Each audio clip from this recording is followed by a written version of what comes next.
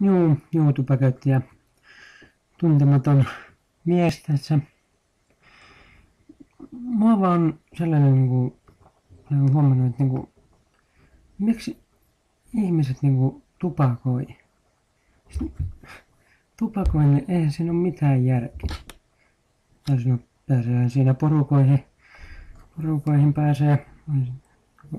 Porukan painostus tietysti, mutta eihän siinä ole mitään järkeä. Miksi ihmiset oikein tupakoi? Jos joku vastaisi kommenteissa tähän, niin olisi ihan hyvä. Niin.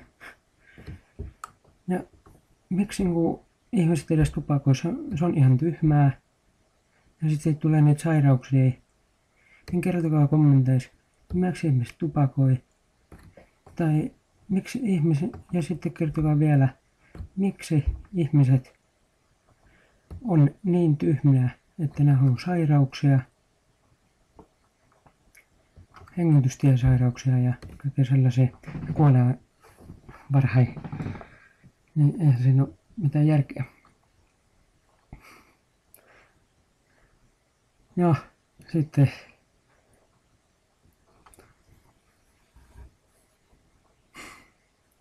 mä lopetan tähän. Tai kertokaa noihin vastauksia.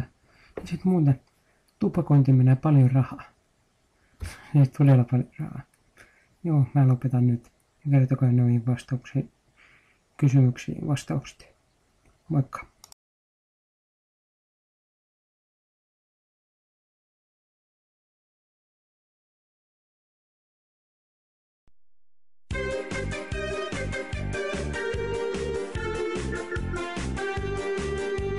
Kenraali Orlov ja Kamalkaan, kumpikin koettivat vuorollaan maapallon valtaansa alistaa, Bondi Martinin ravistaa. Blofeld ja Vargone tahallaan, Bondia haitankin upottaa. Sirkkelitte suraa, kylmä sota hurraa, Aston Martini murahtaa.